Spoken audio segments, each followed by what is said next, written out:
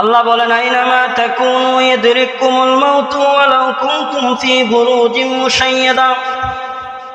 তোমরা যেখানেই থাকো না কেন মৃত্যু তোমাদেরকে গ্রাস করবে, যদিও তোমরা সুদীর্ঘের ভিতরে থাকো। আমরা যদি মাটি খনন করে মাটির ভিতরে যদি থাকি, তারপর আমরা মৃত্যুর হাত থেকে বাঁচতে পারবো না। ঘরের ভিতরে ঘরের দরজা জানালা বন্ধ করে যদি বসে থাকি, তারপর মৃত্যুর হাত থেকে আমরা বাঁচতে পারবো না। শক্তির বলে, ক্ষমতার বলে, টাকার বলে, ধনাঢ্যতার বলে মৃত্যুর হাত থেকে বাঁচা যায় না রে ভাই। আমরা যারা অনেক বড় লোক আছে, তারা মনে করে যে আমার অনেক টাকা আছে, আমার অনেক সম্পদ আছে, আমি এত তাড়াতাড়ি মরব না। না না না, শক্তির বলে, ক্ষমতার বলে, ধনাঢ্যতার বলে মৃত্যুর হাত থেকে বাঁচা যায় না। শক্তির বলে, ক্ষমতার বলে, ধনাঢ্যতার বলে যদি মৃত্যুর হাত থেকে বাঁচা যাইত, তাহলে হারুন, কারুন এবং পয়গম্বর সুলাইমান আলাইহিস সালাম তারা আজ এই জমিনের মধ্যে থাকতো, তারা তো নাই। অতএব বোঝা যায় শক্তির বলে, ক্ষমতার বলে, ধনাঢ্যতার বলে মৃত্যুর হাত থেকে বাঁচা যায় না রে ভাই। একদিন না একদিন আমাদের এই দুনিয়া ছেড়ে অন্ধকার কবরে পাড়ি দিতে হবে। সেই কবরটা একা একির ঘর, সেই ঘরে কোনো আলো নয়, অন্ধকার ঘর, সেই ঘরে কোনো বাতি নয়, অন্ধকার। সেই অন্ধকার কবে আমাদের থাকতে হবে রে ভাই। ও আমার দুনিয়ার মুসলমান ভাইরা রে, কোন দিন জানি মালাকুল মউত এসে পড়ে আমাদের জান কবজ করার জন্য। আমাদের তো জানা নাই, আমরা অনেক গুনাহের কাজে লিপ্ত থাকি। আমরা যখন টিভির সামনে বসে থাকি, ওই সময় আমাদের চিন্তা করা দরকার, আমি যে টিভির সামনে বৈশা বৈশা চোখগুলো বড় বড় করে টিভির দিকে তাকায় যে টিভি দেখতেছি, আল্লাহ তাআলার নাফরমানি কাজগুলো দেখতেছি, আল্লাহ তাআলার নাফরমানি কথাগুলো শুনতেছি। এখন যদি মালাকুল মউত এসে পড়ে, আমার জানটা যদি কবজ করে নিয়ে যায়, কি অবস্থা হবে? এই গুনাহ কাজের অত অবস্থায় যদি আমার মৃত্যু হয়ে যায়, কি অবস্থা হবে আমার? এইগুলো তো আমরা চিন্তা করি না রে ভাই। কোন সময় যদি আমাদের মৃত্যু হয়ে যায়, আমার মৃত্যু জানা নাই। এই জন্য নবীজি সাল্লাল্লাহু আলাইহি ওয়াসাল্লাম হাদিস শরীফের মধ্যে ইরশাদ করেন, আকসিরু যিকরা হাযিমিল লাযযাতিল মাউত। তোমরা অধিক পরিমাণে মৃত্যুকে স্মরণ করো। আমরা যদি মৃত্যুকে বেশি বেশি করিয়া স্মরণ করি, তাহলে আমাদের দ্বারা গুনাহের কাজ হবে না। যদি আমরা বেশি বেশি করিয়া মৃত্যুকে স্মরণ করি, তাহলে আমাদের টিভি দেখার গুনাহের কাজ হবে না।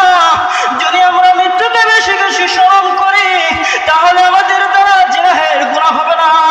যদি আমরা বেশি বেশি করিয়া মৃত্যুকে স্মরণ করি, তাহলে আমাদের দ্বারা অশ্লীল কথাবার্তা বলা হবে না। যদি আমরা বেশি বেশি করিয়া মৃত্যুকে স্মরণ করি, তাহলে আমাদের দ্বারা কোনো মিথ্যা কথা বের হবে না আমাদের জবান থেকে। ও আমাদের দুনিয়ার মুসলমান ভাইয়েরা রে, আমরা বেশি বেশি করিয়া মৃত্যুকে স্মরণ করব। কোন সময় জানি আমার মৃত্যু হয়ে যায়, আপনার মৃত্যু হয়ে যায় জানা নাই তো। হযরত ইমাম মালিক রাহমাতুল্লাহি আলাইহি সব সময় মদিনাতে থাকতে, একদিন মক্কায় যাওয়ার জন্য ইচ্ছা করেছে।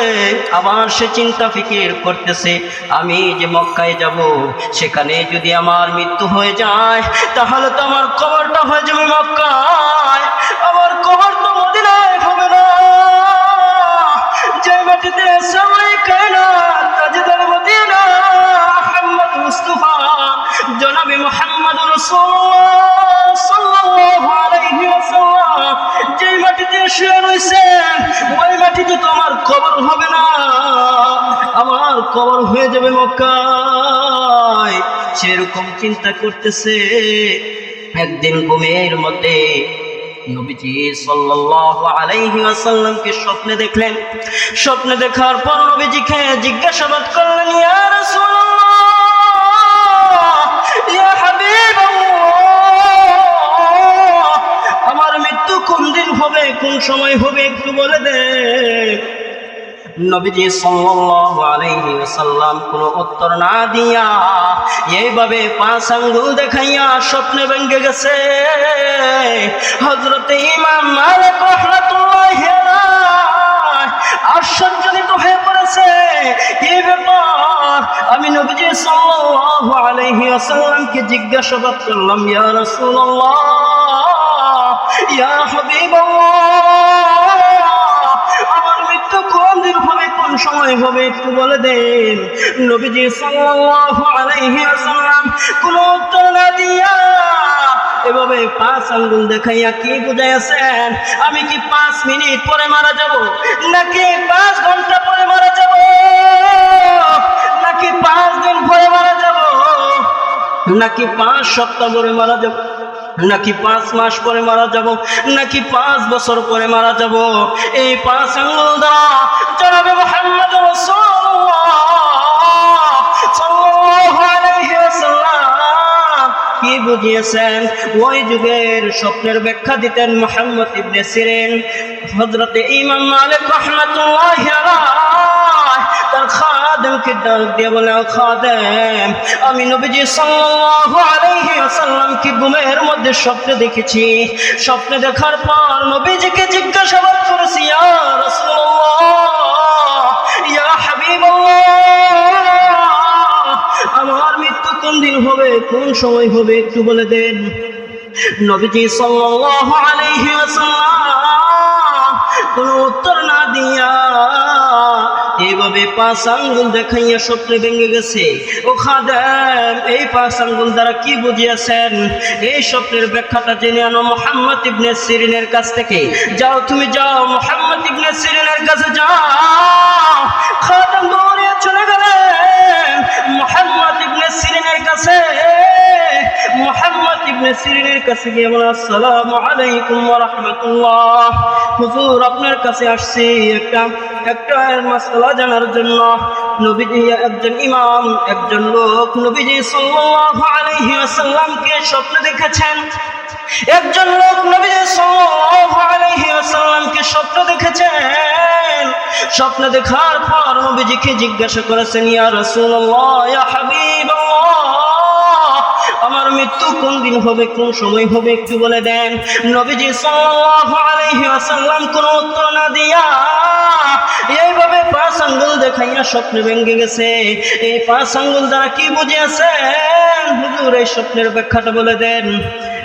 মুহাম্মদ ইবনে সিরিন বলে, বলো, আগে বলো এই স্বপ্নে কে দেখেছে? খাদেম বলে, এই স্বপ্ন যিনি দেখেছেন উনি ওনার নাম বলতে নিষেধ করেছেন। মুহাম্মদ ইবনে সিরিন বলে, ওনার নাম যদি না বলো আমিও তোমাকে ওনার স্বপ্নের ব্যাখ্যা বলে দেব না। খাদেম আবার দৌড়িয়ে চলে গেলেন ইমাম মালিকের কাছে। ইমাম মালিকের কাছে গিয়ে বলে, হুজুর আপনার নাম বলতে হবে, আপনার নাম না বললে স্বপ্নের ব্যাখ্যা বলে দিবে না। ইমাম বললেন, যাও যাও, আমার নাম গিয়ে বলে দাও। খাদেম দৌড়িয়ে চলে গেলেন মুহাম্মদ ইবনে সিরিনের কাছে। মুহাম্মদ ইবনে সিরিনের কাছে গিয়ে বলে, হুজুর এই স্বপ্ন যিনি দেখেছেন উনি অন্য কেউ নয়, উনি হচ্ছে ইমাম মালিক। মুহাম্মদ ইবনে সিরিন বলেন, আমি এরকম মনে মনে একটা ধারণা করতেছিলাম যে এই স্বপ্ন ইমাম মালিক ছাড়া আর কেউ দেখতে পারে না। শোনো শোনো, এই স্বপ্নের ব্যাখ্যা শোনো, এই স্বপ্নের ব্যাখ্যা শোনো। ইন্নাল্লাহা ইনদাহু ইলমুস সাআহ ওয়া ইউনাজ্জিলুল গায়থা ওয়া ইয়ালামু মা ফিল আরহাম ওয়া মা তাদরি নাফসুম মাযা তাকসিবু গাদান ওয়া মা তাদরি নাফসুম বিআইয়ি আরদিন তামুত। শোনো, এই স্বপ্নের ব্যাখ্যা হচ্ছে যে এই 5 বিষয়ের ইলম স্বয়ং নবীজি সাল্লাল্লাহু আলাইহি ওয়াসাল্লাম জানেন না। এই 5 বিষয়ের জ্ঞান, এই 5 বিষয়ের ইলম কেউ জানে না, কেউ জানে না, স্বয়ং নবী আলাইহি ওয়াসাল্লাম জানেন না। এই 5 বিষয়ের ইলম একমাত্র আল্লাহ তাআলার কাছে। ইন্নাল্লাহা ইনদাহু ইলমুস সাআহ, 1 নাম্বার কিয়ামত কখন হবে, কোন সময় কিয়ামত গঠিত হবে এটা কেউ জানে না, কেউ জানে না, দুনিয়ার কেউ জানে না। স্বয়ং জনাবে মুহাম্মদুর রাসূলুল্লাহ না এটা বুঝেছেন? ওয়ায়ুনাজ্জিলুল গায়সা, 2 নাম্বার ওয়ায়ুনাজ্জিলুল গায়সা, 2 নাম্বার বৃষ্টি কখন বর্ষিত হবে এটা কেউ জানে না, কেউ জানে না। জনাবে মুহাম্মদ রাসূলুল্লাহ সাল্লাল্লাহু আলাইহি ওয়াসাল্লাম জানেন না, এটা বুঝেছেন নবীজি। 3 নাম্বার ওয়ায়ালামু মা ফিল আরহাম, 3 নাম্বার গর্ভবতী মহিলাদের পেটের সন্তান ছেলে হবে না মেয়ে হবে, বাড়িতে হবে না হসপিটাল হবে, কিভাবে হবে এটা দুনিয়ার কেউ জানে না, স্বয়ং নবীজি সাল্লাল্লাহু আলাইহি ওয়াসাল্লাম জানেন না, এটা বুঝেছেন। 4 নাম্বার ওয়ামা তাদরি নাফসুম মাযা তাকসিবু গাদান, 4 নাম্বার হচ্ছে আগামীকালকে তুমি কি দিয়ে খানা খাইবা, কার সাথে বসে খানা খাইবা, কি রিজিক উপার্জন করবা কেউ জানে না, কেউ জানে না, দুনিয়ার কেউ জানে না।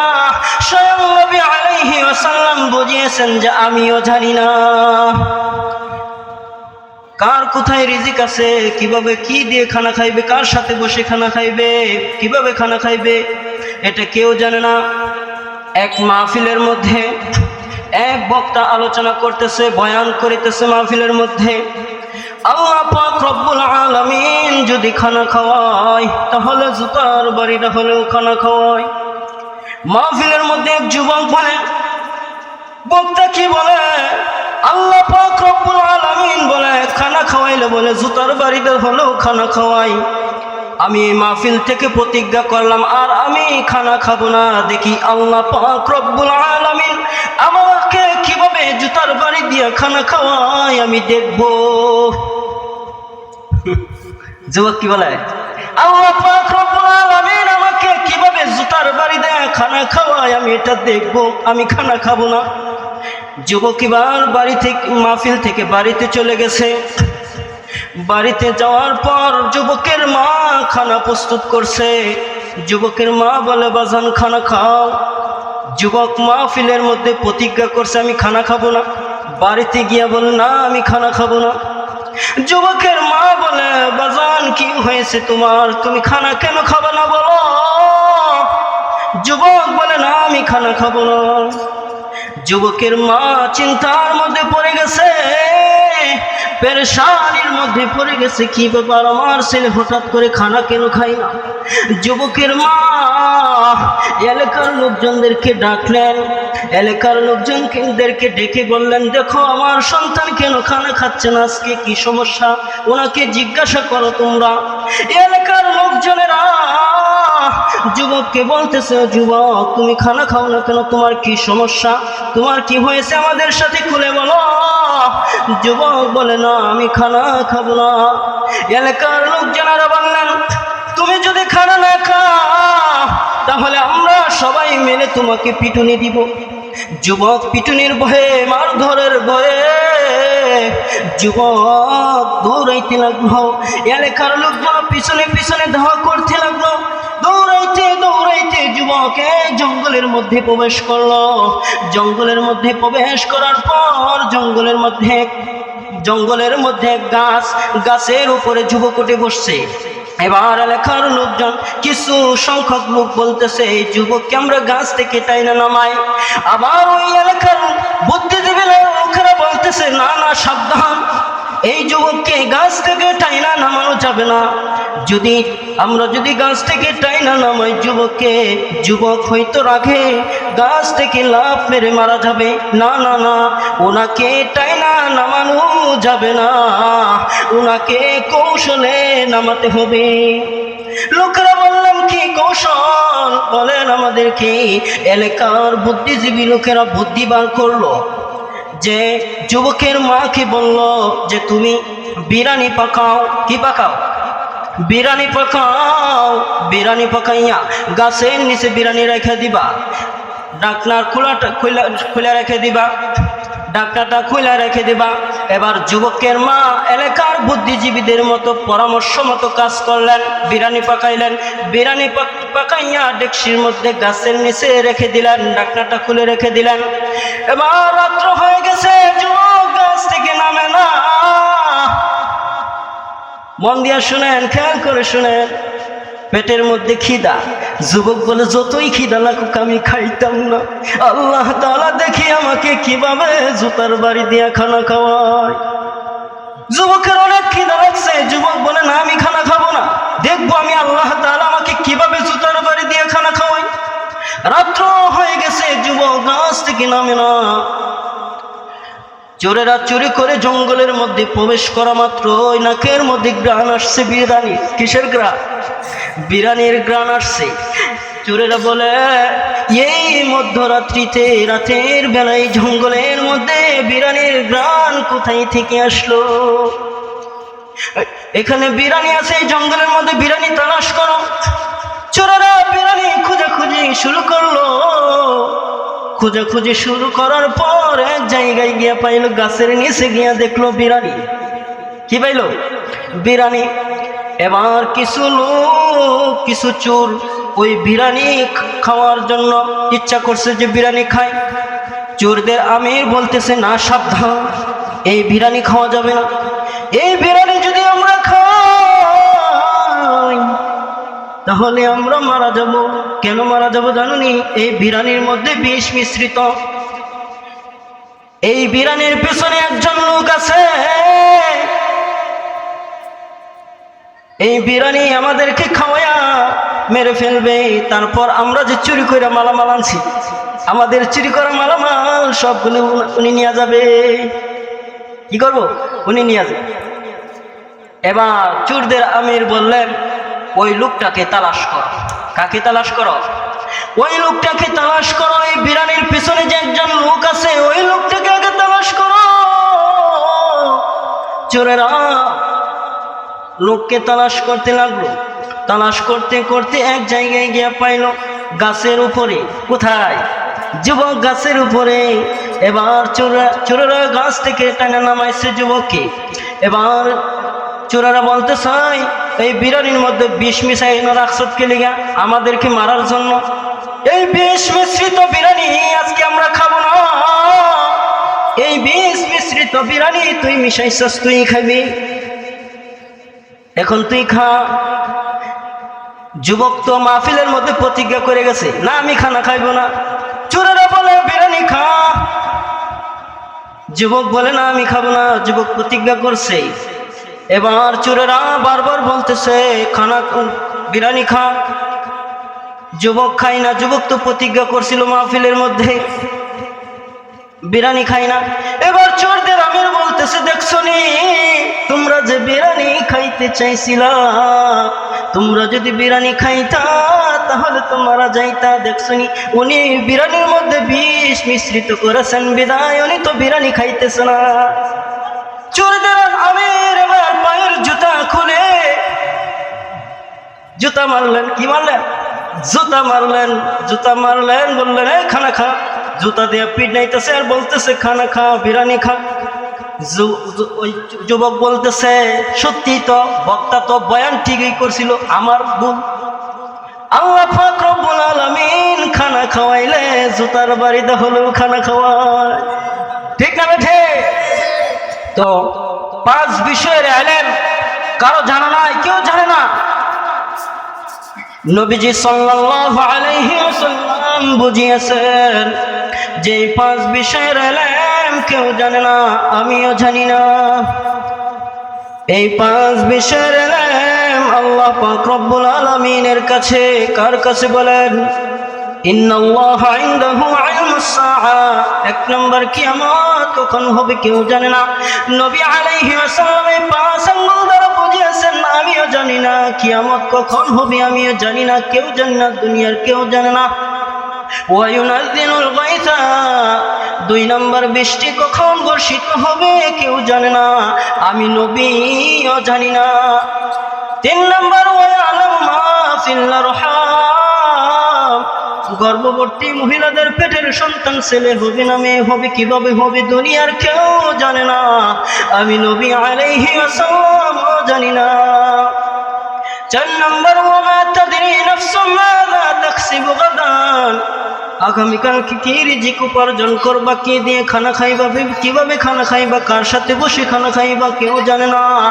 নবী আলাইহি ওয়াসাল্লাম বুঝিয়েছেন আমিও জানি না। 5 নাম্বার ওয়ামা তাদরি নাফসুম বিআই আরদিন তামুত। 5 নাম্বার কার কখন মৃত্যু হবে, কোন সময় মৃত্যু হবে কেউ জানে না, কেউ জানে না। আমরা যে এখানে বৈশা রয়েছি, হইতে পারে মাহফিল থেকে বাড়িতে যাইতে পারবো না, ঠিক না বেঠিক? এই গ্যারান্টি আমরা কি কেউ দিতে পারবো যে মাহফিল শেষ করে বাড়িতে যাইতে পারবো? আমি গ্যারান্টি দিলাম। এই গ্যারান্টি কি কেউ দিতে পারবো? দিতে পারবো না। কোন সময় জানি আমাদের মৃত্যু হয়ে যায় রে বাবাজিরা। তো আখিরাতের চিন্তা করতে হবে আমাদের। আমরা যে গুনাহগুলো করি, যে শরীর দ্বারা গুনাহ করি, যে চোখ দ্বারা গুনাহ করি, যে কান দ্বারা গুনাহ করি, যে হাত দ্বারা গুনাহ করি, যে পা দ্বারা গুনাহ করি, এইগুলি তো আমাদের বিরুদ্ধে সাক্ষী দেবে। ও আমার দুনিয়ার মুসলমান ভাইয়েরা রে, তুমি যে চোখ দ্বারা টিভির সামনে বৈশা নায়ক নায়িকার নাচানাচি দেখতেছ, নায়ক নায়িকার গান যে কান দিয়ে শুনতেছ, এই চোখ তো তোমার বিরুদ্ধে কাল কিয়ামতের দিন সাক্ষী দিবে। এই চোখ বলল আল্লাহ তাআলার আদালতে বলবে, আল্লাহ তাআলার আদালতে তোমার বিরুদ্ধে তোমার চোখ সাক্ষী দিবে। ও আল্লাহ, আমাকে দিয়া এই লোকটা অন্যায় কাজ দেখেছে,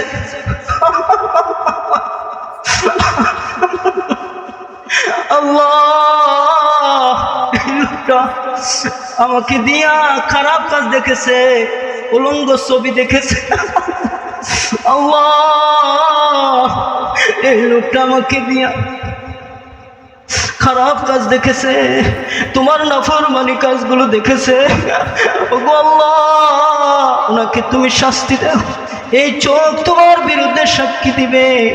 যেই কান দ্বারা তুমি নায়ক নায়িকার গান শোনো, এই কান তোমার বিরুদ্ধে আল্লাহ তাআলার আদালতে সাক্ষী দিবে। বলবে ওগো আল্লাহ, আমাকে দিয়া এই লোকটা খারাপ কথা শুনেছে, অশ্লীল কথা শুনেছে, কানের মধ্যে হেডফোন লাগাইয়া গান শুনছে, খারাপ কথা শুনছে, প্রেমিকার সাথে হেডফোন লাগাইয়া কথা বলছে, প্রেমিকার কথাগুলো শুনছে, খারাপ কথা বলছে জবান দিয়া। যে জবান দিয়া তুমি তোমার প্রেমিকার সাথে যে কথা বলো, খারাপ অশ্লীল কথা বলো, এই জবানই তো তোমার বিরুদ্ধে আল্লাহ তাআলার আদালতে তোমার বিরুদ্ধে সাক্ষী দিবে। জবান বলবে ওগো আল্লাহ, আমাকে দিয়া ভালো কথা বলে নাই, আমাকে দিয়ে অশ্লীল কথা বলেছে, আমাকে দিয়ে খারাপ কথাগুলো বলেছে, আমাকে দিয়ে অশ্লীল কথা বলেছে, আমার দ্বারা নাফরমানি, তোমার নাফরমানি কথাগুলো বের করেছি। এই লোকটাকে তুমি শাস্তি দাও। যে হাত দ্বারা যে যুবক গুনাহ করো, এই হাত তোমার বিরুদ্ধে সাক্ষী দিবে আল্লাহ তাআলার আদালতে। হাত বলবে গো, এই লোকটা তোমাকে দিয়া খারাপ কাজ করছে, খারাপ কাজের দিকে ধাবিত হয়েছে, ভালো কাজ করে নাই, খারাপ কাজ অশ্লীল কাজ করেছে, আল্লাহ ওনাকে শাস্তি দাও। যে পাও দ্বারা তুমি হেঁটে হেঁটে গুনাহের কাজ করার জন্য যাও, যেই পাও দ্বারা তুমি হেঁটে হেঁটে গুনাহের কাজগুলো দেখার জন্য যাও, মরে যাও টিভি দেখার জন্য, হ্যাঁ উলঙ্গ ছবি দেখার জন্য যাও, বাজারে যেখানে যাও গুনাহের কাজগুলো হেঁটে হেঁটে, এই পাও তোমার বিরুদ্ধে আল্লাহ তাআলার আদালতে সাক্ষী দিবে। পাও বলবে ওগো আল্লাহ, এই লোকটা হেঁটে হেঁটে এই মরে গেছে, মরে গিয়া ছবি দেখছে। কি দেখছে? ছবি দেখছে। হ্যাঁ, ছবি দেখলে ভালোই লাগে, মজা লাগে। ওয়াজ শুনতে মন চায় না। কি শুনতে মন চায় না? ওয়াজ শুনতে মন চায় না। বড় বড় আলেমরা আসতেছেন, হ্যাঁ, তারা ওয়াজ নসিহত করবে, এগুলো ভালো লাগে না। হ্যাঁ, মোরে ছবি ছাড়ছে, ওইটাই ভালো। কে? ওইটাই ভালো। এখানে যে ওয়াজ নসিহত করবেন বড় বড় আলেমরা এসে, এখানে আমরা বসি না, একটু সময় দেই না। আমরা সবাই তো শেষ পর্যন্ত থাকবো ভাই, থাকবো তো ইনশাল্লাহ। আমরা হাত উঠাই আল্লাহ তাআলাকে দেখায় দেই, ইনশাল্লাহ আমরা মাহফিল শেষ করে এই প্যান্ডেল থেকে বের হব। বলেন নারে তাকবীর, লিল্লাহি তাকবীর। আমাদের ঈমানের জজবা শক্তিশালী করতে হবে আমাদের। হ্যাঁ, নারে তাকবীর, আরো উচ্চ আওয়াজে বলতে হবে লিল্লাহি তাকবীর।